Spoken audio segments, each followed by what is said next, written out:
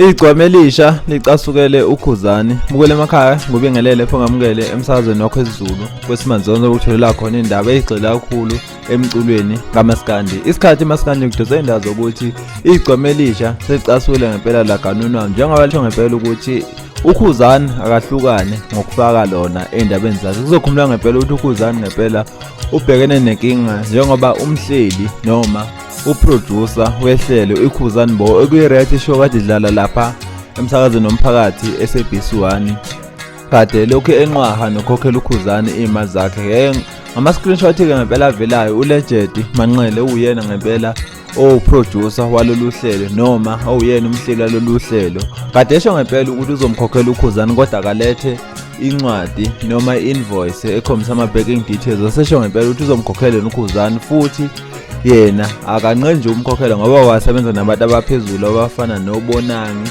kanye nabo Somizi. uKhuzani thena akangene lapho uthi wakasebenza nobani kodwa yena ufuna imali yakhe. Nembongike ngempela esola ngokuthi uKhuzani igonyeta imali ayibekile phansi njengoba isho ngempela ukuthi uKhuzani manje usekhala kanje uma esengakhokhela imali ekubeni naye uKhuzani engayikhokhela imbongi.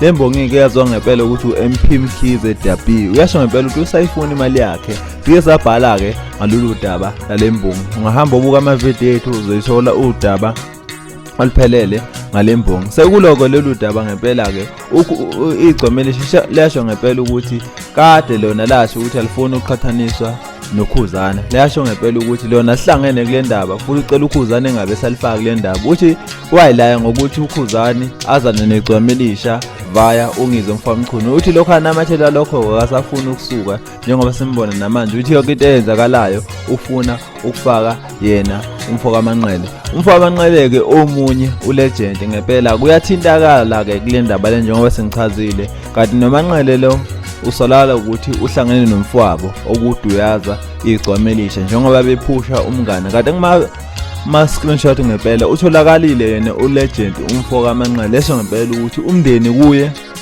ohamba phambili lawo maziwe ngempela ke athuse yena uKhuzani njengoba esola ngempela ukuthi uLegend umfoka Manqele usehlangene negcwame elisha umthandeni umfoka Manqele. Mbule emakhaya ke akehlangana lapha e-comment section siza ukuthi wena lolu daba ngabe ulibona kanjani njengoba ngempela selihambe laze lafika la igcwame elisha ngempela elicaswa khona laze lasho ngempela ukuthi iyacasula lento le futhi uKhuzani akame ngokuthi elokhu efaka igoma legcwame elisha lekanakana akabhekene nayo. Bukele emakhaya kwesimanzonzo indaba asoze zaphela futhi akehlangane futhi ngokuzayo. Till next time. Siyabonga.